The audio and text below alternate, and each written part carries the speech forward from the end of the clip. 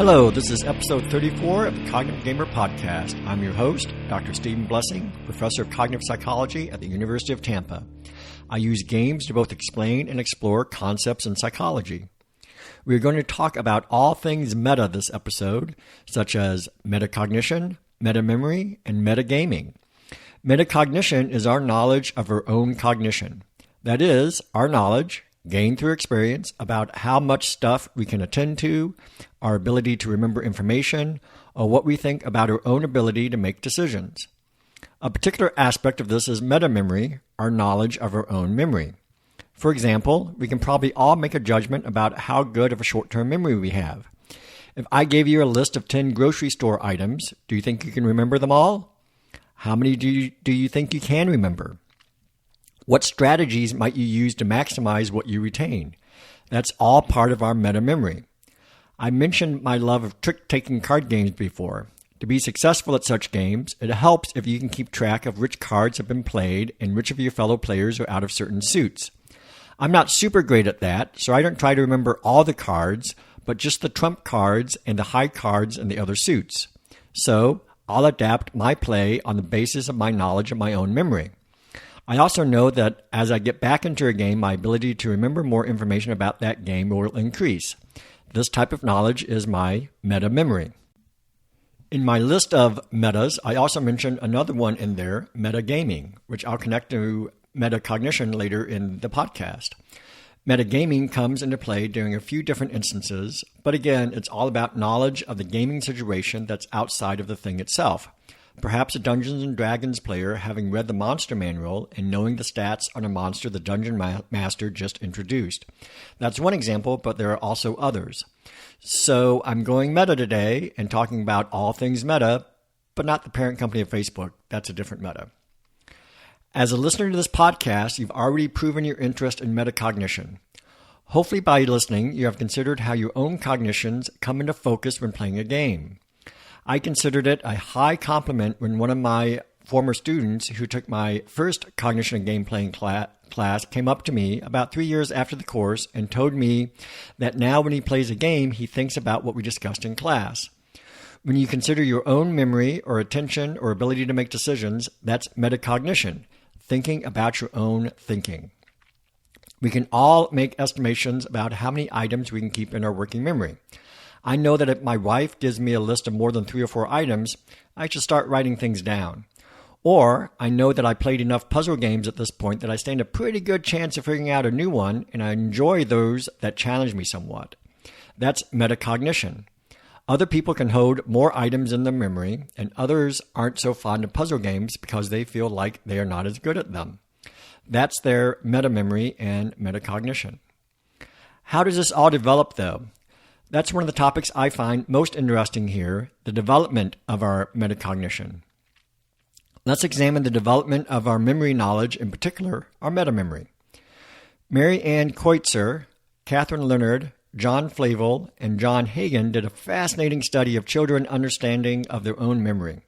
They interviewed 80 total children, 20 in each of kindergarten, first, third, and fifth grades. They asked them questions about memory and would give them scenarios and inquire about how memory is being used in each.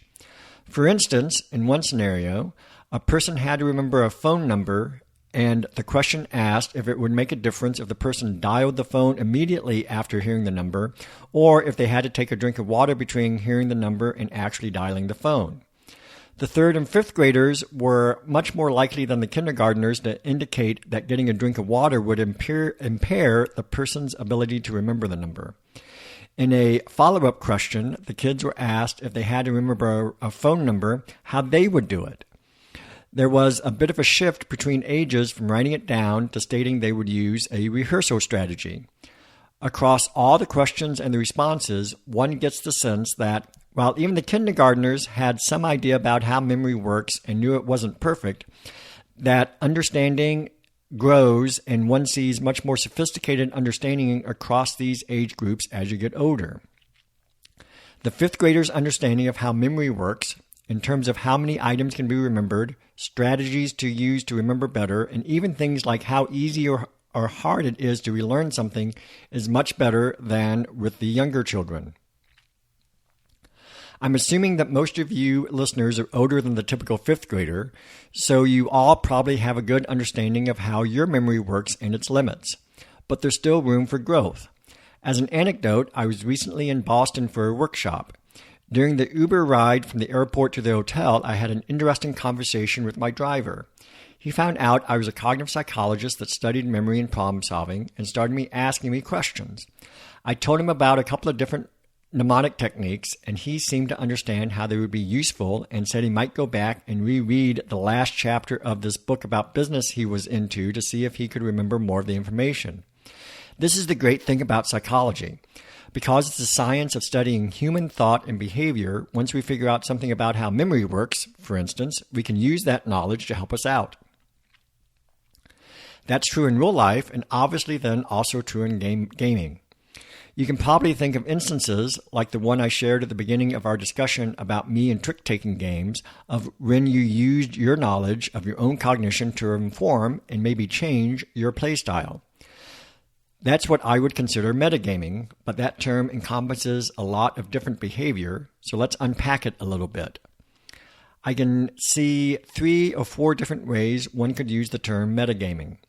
The one I mentioned at the beginning of the podcast of a Dungeons & Dragons player using information that wouldn't be available to their character is the least interesting for our purposes in this discussion of metacognition. When I was a preteen in the early 80s playing Dungeons & Dragons, I didn't think too much about flipping through the monster manual to read up on the monsters, and our particular group didn't do a lot of role-playing per se, so a character with an 8 intelligence was probably just as likely as a character with a 16 intelligence to solve a puzzle. These are clear examples of using knowledge outside of what is intended in the game to help within the game. Some people have very strong feelings about this, which I can understand, but again, from our perspective, I think these sorts of cases are less interesting, as I think there's usually a pretty obvious way in which the outside knowledge is being used, and often in a way that some people find circumspect. However, there is an aspect of this type of metagaming that may be more apropos to our discussion here, and one that I do find more interesting as a psychologist. This is figuring out people's tells in gaming, those quirks that people exhibit when playing. People talk a lot about tells in poker to where that's arguably part of the game. But it's not listed in the rules, and you are using knowledge outside of the game itself, technically, to play the game. There's a great opening scene in the Star Trek The Next Generation episode Measure of a Man where the crew is playing poker and it's Data's first time playing. Data is an android and he has read all the rules of poker and thinks he knows how to play. But in the first hand, Commander Riker bluffs him. Data is surprised because he had worked out the probability of who should have the better hand, and from all the up cards, Riker knows he would lose to Data if Data didn't fold. But Riker won with a losing hand because he bluffed. Figuring out people's tells and using that within the current game and also across games, I think most people will agree is fine, if not encouraged, but it is using metacognition in terms of both using that information and also figuring out the tells in the first place. As an aside, I was just finishing up writing this episode when the guys on the Secret Cabal of Gaming podcast fielded a question at the end of a short topic extravaganza where they ended up talking about metagaming in this context. I'll link to that episode in the show notes, and you can listen to their commentary on when this type of metagaming is cool and when it is not cool. The word metagaming is also used in cases where a player's knowledge, not just of the people you are playing with, but also in the systems of the game itself, inform playing strategies. This use of metagaming is popular in games with tournament and team play. For example, in card games like Might and Magic or in computer games like League of Legends, as different cards and characters get released and as different strategies get tried, people who play that game as a group seem to cohere on agreed-upon approaches. As time moves on, those approaches change as either new systems get introduced or ways to thwart an older playstyle get introduced. None of this knowledge is in the official rules, but as people observe each other and figure things out collectively, people's knowledge of how the game should be played changes. If you play the deck-building game Dominion, you probably know about the big money strategy. That strategy is effective against new players, but more advanced players can counter it. That's one example of this type of metagaming. As another simple example, I recently got the new game Rear Window by Prospero Hall. In the game, one player, the director, is trying to get the other players, the watchers, to guess who lives in each of 4 apartments and what attribute each apartment dweller has. The director does this by playing 2 picture cards into the apartment's windows to give the watchers clues.